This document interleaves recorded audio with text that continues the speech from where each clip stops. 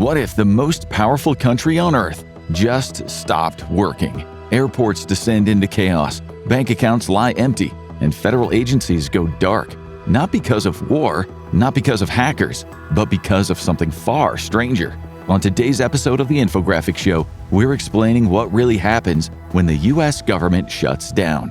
When the wheels of government seize up, it's not just politicians arguing in Washington that feel the effects. It is the millions of people suddenly caught in the crossfire. It sounds dramatic, and it is. Most people don't realize how deeply federal spending is woven into their everyday lives until it stops. At first, things might seem okay. Social Security checks still arrive, Medicare and veterans benefits keep flowing, and the Treasury continues to pay interest on U.S. debt. And that's because those programs are legally protected. They don't rely on Congress's annual budget approval. But the people who keep those systems running suddenly vanish. Your local Social Security office might close its doors or only offer limited service. Need to update your benefits, change an address, or resolve a problem? You could be waiting for weeks. Meanwhile, behind the scenes, federal regulators who protect your money are sent home. At the Securities and Exchange Commission, a staggering 91% of staff are furloughed, leaving only a skeleton crew to monitor Wall Street. That means new stock offerings are delayed, investigations into fraud are put on hold, and oversight of billion-dollar markets is all but non-existent. The SEC even warns employees not to volunteer during shutdowns, since doing so would violate the Anti-Deficiency Act. So even those willing to work for free legally can't. And if you're planning to fly during a government shutdown, you'd better brace yourself. Airports quickly become scenes of chaos, as unpaid air traffic controllers are forced to keep working double shifts. Many eventually will call in sick, and in some areas staffing drops by 50%. Without enough controllers, the FAA has to reduce the number of takeoffs and landings, creating a domino effect of cancellations and delays. Over 11,000 FAA employees can be furloughed, including the inspectors normally responsible for aircraft safety. This results in thousands of flights being grounded or delayed, not by weather, but by politics. And with TSA agents also working without pay, airport lines stretch for hours, which could result in you missing your flight. The impact on health and safety is also alarming. The Department of Health and Human Services furloughs almost half of its employees during a shutdown. The Food and Drug Administration tries to maintain core functions, such as handling foodborne illness outbreaks, responding to emergencies, and screening imports, but with so few workers, things are bound to slip through the cracks. Routine inspections are delayed, approval for new drugs and devices stalls, and disease surveillance becomes patchy. The Centers for Disease Control might still track major outbreaks, but their communications are slow, and research at the National Institutes of Health is postponed, which is all bad news if the United States is to be prepared for the next pandemic. But the ripple effects go far beyond Washington. A shutdown freezes the federal offices that keep America moving. Passport and visa applications stall. Small business loans and federal housing aid are delayed. Students waiting for financial aid or loan disbursements are left in limbo. Even environmental permits and infrastructure projects grind to a halt. Every missing signature or unprocessed form translates into real people losing time, money, and opportunities. For the average American, the effects of a shutdown start as annoyances, such as longer airport lines, delayed passport delivery, and late payments. But they can quickly snowball into something much more serious. The longer a shutdown lasts, the more people will realize how many services rely on a functioning federal government. And that is the frustrating part. This isn't a natural disaster, a cyber attack, or a terrorist strike. It is entirely self-inflicted by the very people Americans elect to represent them. When the government grinds to a halt, the pain felt isn't distributed equally. For well-off citizens, the shutdown might be an inconvenience, but for those who rely heavily on government programs, their entire life could come crashing down around them. Take housing loans, for example. Many federally backed mortgages and home purchase programs depend on federal agencies to function. When budget authority lapses, new approvals stall, closing costs get delayed, and some deals fall apart entirely. A family relying on a government-guaranteed mortgage finds its dream home suddenly in doubt. Food assistance programs are lifelines for an average of 41.7 million people per month, or 12.3% of U.S. residents. Programs like SNAP, formerly known as food stamps, are usually funded ahead, so benefits can keep flowing for a short time. But state governments depend on federal instructions and files to release them. If those arrive late, states can miss their processing deadlines, and that means delayed or interrupted payments, leaving families scrambling to put food on the table. And then there's WIC, the Special Supplemental Nutrition Program for women, infants, and children. Unlike SNAP, WIC is a discretionary program and depends on annual appropriations. That makes it especially vulnerable to a government shutdown. In past shutdowns, WIC has managed to stay open for a time by tapping into carryover funds or state reserves. But with a fiscal year shutdown at the start of October 2025, states often haven't received new funding. If a shutdown drags on beyond a week or two, WIC could run out of money, forcing cuts or full suspension of benefits. The question then becomes, how do elected officials sleep at night knowing that their actions are literally taking food away from pregnant women and children? Healthcare is another arena where the vulnerable suffer disproportionately. Medicaid and Medicare remain legally authorized and continue, but the mechanics behind them don't survive unscathed. Staffing shortages, frozen enrollment functions, delays in processing claims, and appointment cancellations begin to pile up. Social services, case management, and outreach that help low-income and elderly populations may not be operational at all. Those who rely on federally supported community health centers or clinics may find fewer staff or reduced hours because the grants funding them have not been renewed.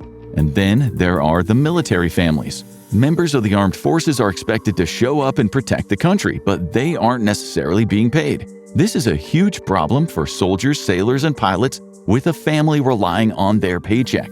Unless Congress passes emergency funding, their paycheck could be delayed or not come at all, leaving military families in financial uncertainty. On top of all of this, disaster response and housing protections are also impacted. The National Flood Insurance Program may be suspended, delaying approvals for mortgages on properties requiring federal flood coverage. While emergency disaster relief is often treated as essential and continues, the other functions of disaster agencies are not. If a major storm hits, longer-term cleanup, rebuilding, or grant programs may not get funded. In some scenarios, FEMA could run out of funds for non-immediate response activities if the shutdown is prolonged. This could lead to widespread suffering for people who haven't recovered from a previous natural disaster. Let's shift our focus to the federal employees themselves. Who is deemed essential and whose job could be on the cutting block? When the government shuts down, a brutal paradox kicks in. Thousands of federal employees are forced to work without getting paid. This might seem illegal, but this is actually the reality of working for the U.S. government. Every federal agency must classify its employees in two categories during a shutdown: essential and non-essential. Only the essential personnel keep working. The non-essential staff are furloughed, meaning they're temporarily put on unpaid leave. The crazy part? Even the essential workers are not paid during the shutdown.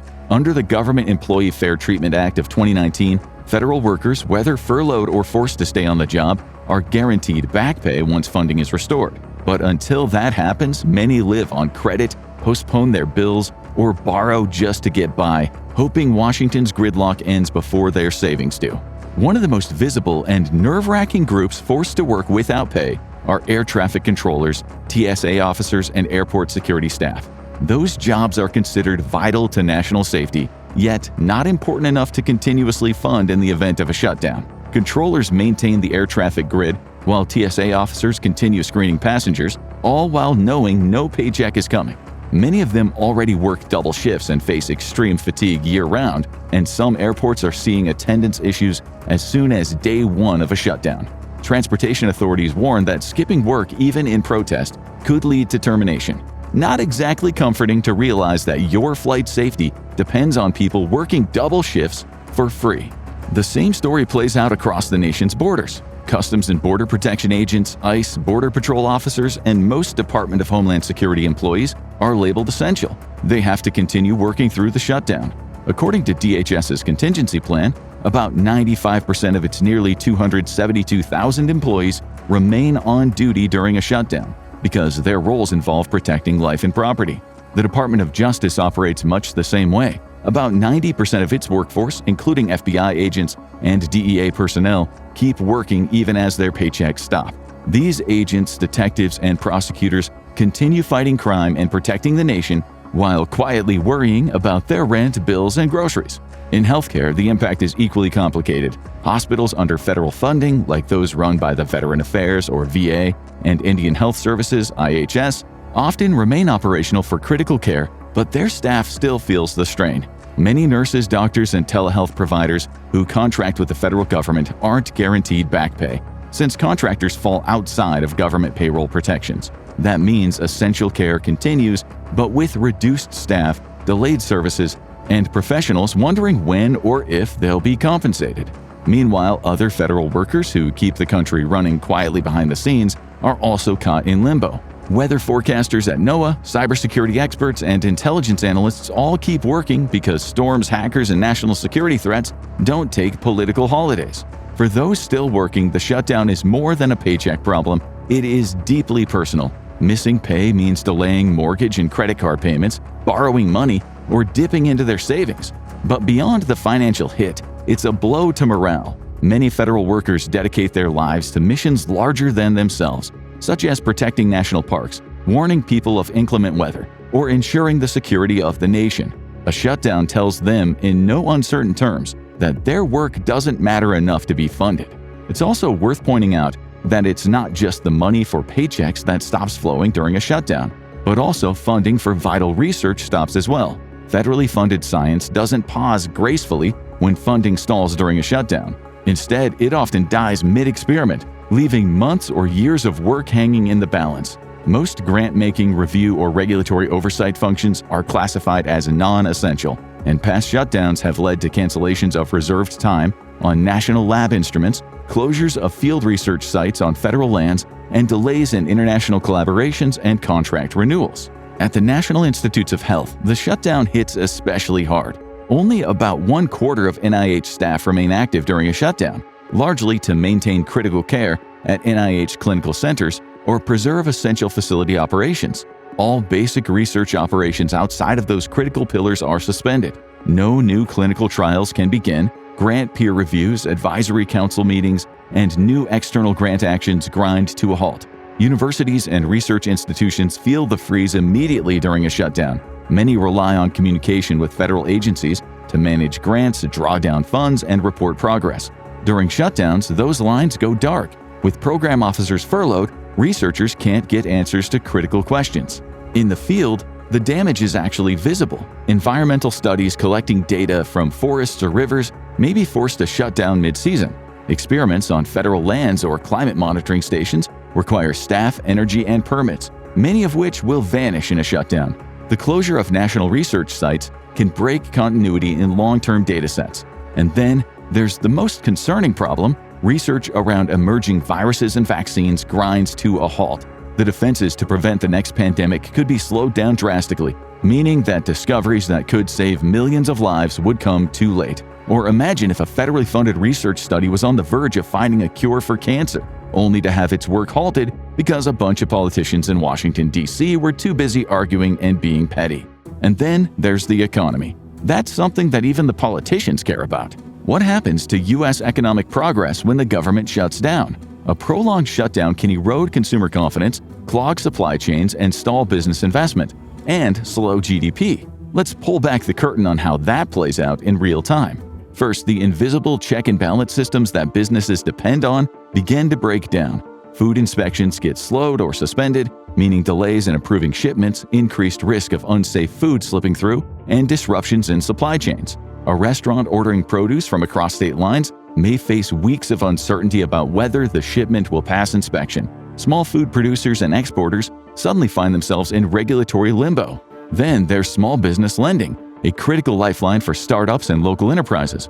Many small business loan programs rely on federal backing, guarantees, or processing through agencies that may shut down or furlough staff. With staff reduced or not coming in at all, loan approvals are frozen. Entrepreneurs waiting for capital to open a store, expand inventory, or hire new workers can't move forward. The Labor Department's contingency plan during a shutdown is that only about a quarter of its roughly 13,000 employees would stay on the job. Meanwhile, the Bureau of Labor Statistics, or BLS, which is essential for tracking unemployment, wages, and price changes, would be almost completely paralyzed. In fact, only the acting commissioner among the approximately 2,000 BLS employees would remain working.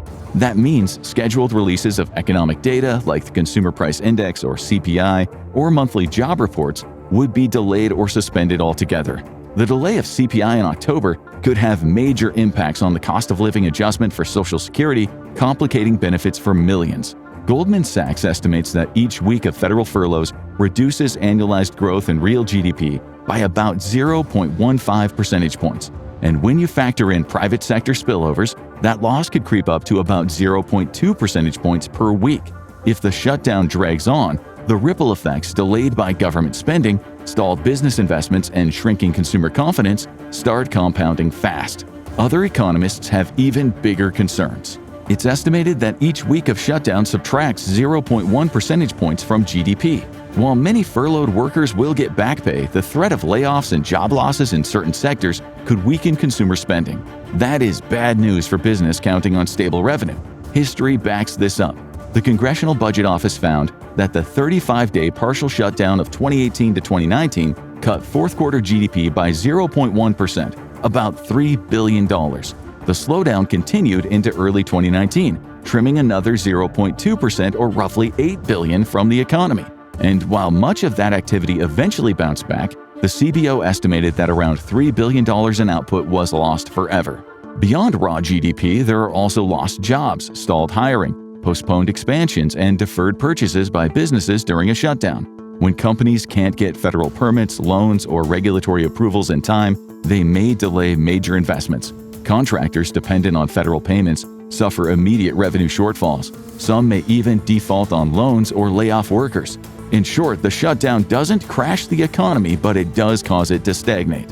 At this point, you may be wondering how a country as large and as powerful as the United States could just decide to not fund itself. To answer that, we need to start with a foundational law, the Anti-Deficiency Act. Enacted in 1884 and later amended, the Anti-Deficiency Act prohibits federal agencies from obligating or spending any money in advance of appropriations. In simpler terms, unless Congress has approved the funds, no agency can legally spend them. If Congress fails or refuses to pass the 12 required appropriation bills to fund the government, the shutdown is initiated. When only some of the 12 bills are passed, the effect is a partial shutdown, which means that only those agencies with a funding lapse are shut down and the rest carry on. So why do shutdowns keep happening at 1 minute after midnight Eastern on October 1st?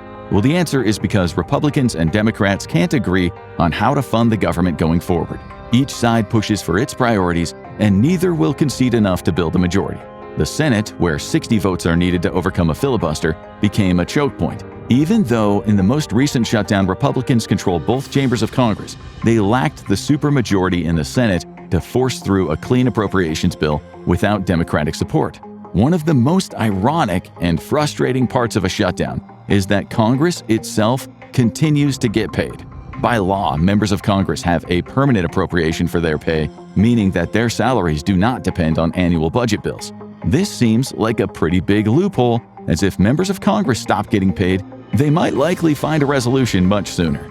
As the shutdown drags on, each party trades blame. Republicans argue that Democrats refuse to negotiate without linking policy riders. Meanwhile, Democrats counter that Republicans are pushing cuts too deep and refusing to preserve essential services. The public sees dysfunction, but behind the scenes, both sides wield budget deadlines as leverage. A shutdown happens because the law ties agency operations to congressional authorizations, and this is where the system seems to be the most broken. When politicians refuse to compromise or fail to agree, the entire government comes to a grinding halt. And the tragedy of it all is that the pain felt by the average American is being inflicted by no fault of their own, but by the very representatives they elected to office. So how does it all end? When a government shutdown finally ends, the restart is not like flipping a switch. It's more like rebooting a decades-old computer. Slow, messy, and expensive. Agencies spend weeks, sometimes months, trying to catch up on the work that piled up while employees were furloughed. Payrolls get corrected, missed inspections are rescheduled, and grants and contracts that were frozen are processed. During this time, morale among federal employees often hits rock bottom, and public confidence in government competence erodes further. One tool Congress often uses to prevent or end a shutdown is a continuing resolution. Essentially, this is a temporary spending bill that funds government operations until a specified date. Most continuing resolutions maintain funding at the previous year's levels, though there can be adjustments. According to the Government Accountability Office, there were 47 continuing resolutions between fiscal years 2010 and 2022. They ranged in duration from just 1 day to almost 6 months. While continuing resolutions keep the lights on, they create headaches for agencies. Staff have to plan for both potential shutdowns and temporary funding. Hiring freezes may be imposed, and strategic priorities may be delayed. Long-term projects are especially vulnerable since agencies cannot reliably allocate resources when they don't know whether funding will continue beyond the resolution's expiration. The process of ending a shutdown often involves intense negotiation in Congress. Both chambers must pass a funding bill, and the president must sign it into law. It's a high-stakes game, and compromise is always required. Even after a deal is struck, agencies still face a backlog of work that accumulated during the shutdown. Many analysts argue that the cycle of shutdowns could be reduced or even avoided with structural reforms to the federal budget process. For example, the budget committees in Congress, which are intended to oversee long-term planning, often lack the authority and experience to enforce meaningful fiscal discipline. Junior members dominate these committees, term limits prevent the accumulation of institutional knowledge, and oversight powers are minimal. Reforming or strengthening these committees could help prevent gridlock in the future. Another major challenge is visibility. The federal budget is split between discretionary spending, which Congress approves annually, and entitlement programs, which are formula-driven and overseen by separate committees. Many lawmakers and staff do not have a full integrated view of total federal expenditures. In contrast, state and municipal governments often use capital budgets to separate long-term investments from day-to-day operating expenses. Applying similar methods at the federal level could improve transparency, prevent last-minute crises, and help Congress see the trade-offs inherent in funding decisions. Forecasting of future expenditures could also be useful. The Congressional Budget Office produces 10-year projections, but some of the largest long-term costs, such as disability payments to veterans or aging population healthcare obligations, extend decades into the future. Without detailed long-term forecasts, it's easy for lawmakers to focus on short-term politics rather than sustainable fiscal planning. So unless reforms are made, there is one sad truth that can be counted on. Once one shutdown ends, the countdown to the next one begins. And the reason is simple. These crises aren't accidents, they are baked into the system. Every shutdown proves the same unsettling truth. America is a country divided. The mechanisms for gridlock are built right into the federal budget process, and unless structural reforms are enacted, another shutdown is inevitable. A government shutdown can bring the country to a halt, but that's nothing compared to a full financial collapse. Watch What If the U.S. Economy Crashes to see how fast everything could spiral out of control, or click on this video instead.